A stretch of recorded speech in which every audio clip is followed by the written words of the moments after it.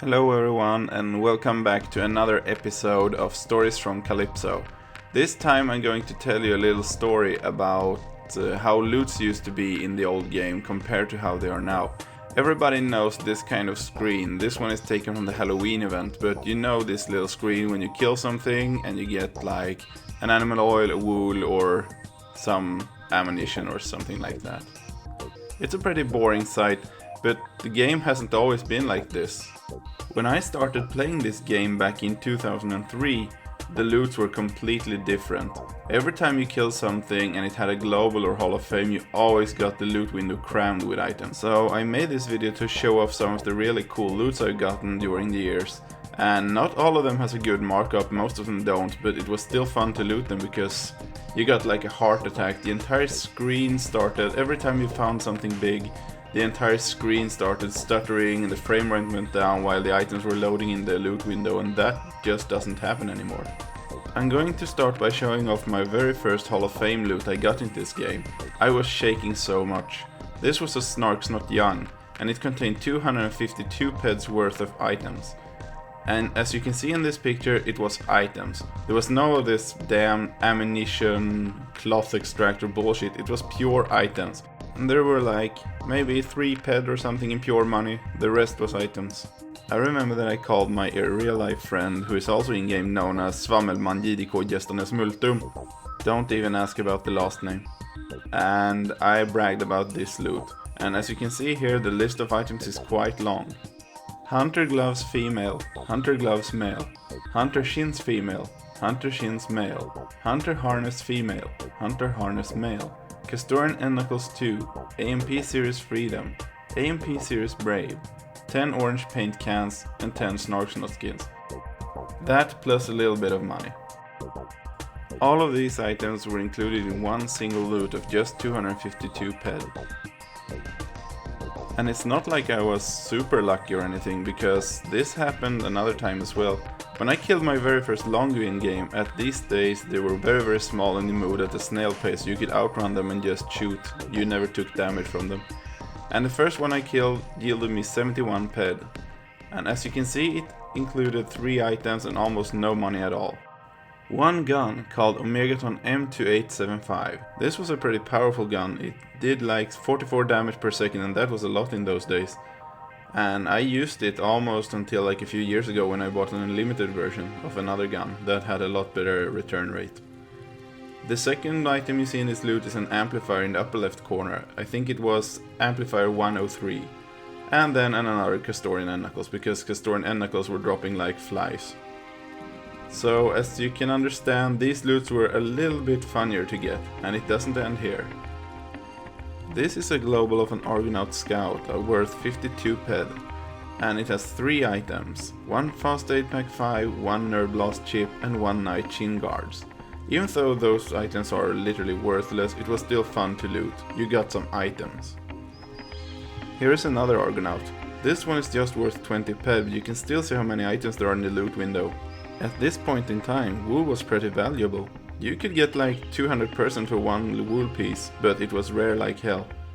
On the other hand, the skull you see in the background, totally worthless, but fun to get nevertheless. I actually collected my skulls. Here is another screenshot. This time it's an Umbranoid female worth 47 ped.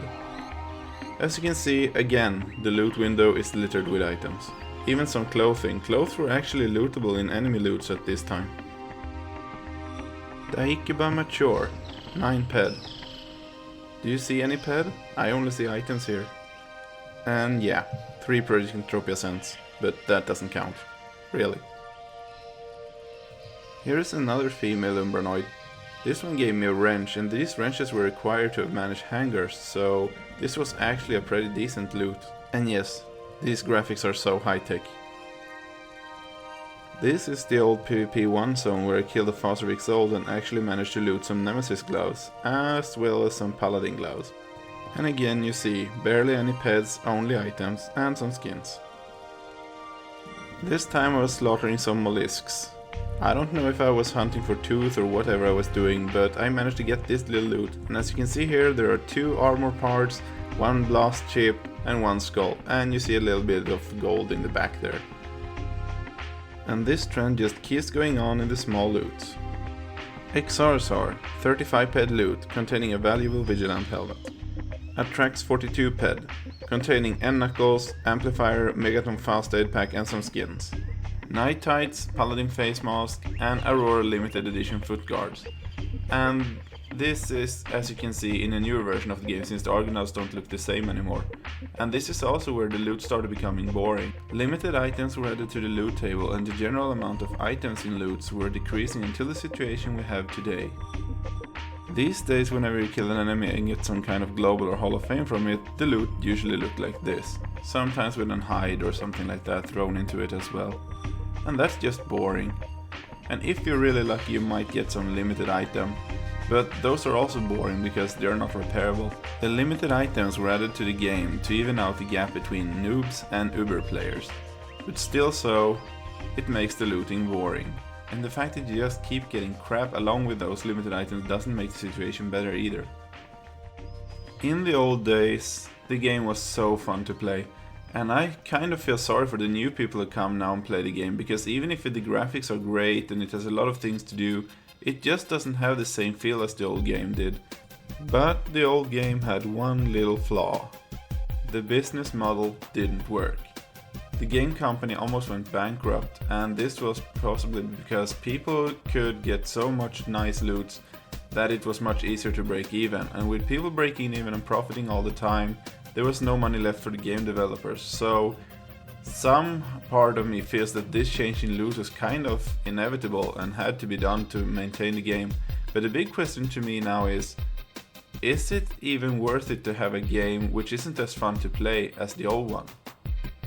Leave your comments in the section below and look forward to the next video I will make. I don't know when I will make it, but it will contain a lot of old screenshots and stuff I found throughout the years. And this was another episode of Stories from Calypso, the YouTube show which digs up stories from the past. If you're new to this game, don't forget to check out my How to Get Pet guide featured on my YouTube channel. I also have a video of how to make money using the crowdflower funded Entropia Partners website. Check it out for some quick ped. Links to these can be found in the video description, or you can also click the images above. If you liked this video, make sure to check out the other two videos here. The left one, Inside the Entropian, explores the one and only issue of The Entropian, a magazine released by Mindark a few years ago. The right one is another part of my Stories from Calypso series, where I talk about the Dakebehof of 18,000 ped I got once. If you click the amp mining button on the other hand, you will get to see a lot of level 13 amp mining with a lot of risks and a lot of rewards, and a lot of losses. Oh, and don't forget, now I'm available on Twitch as well, so if you wanna see me streaming live, go follow me there.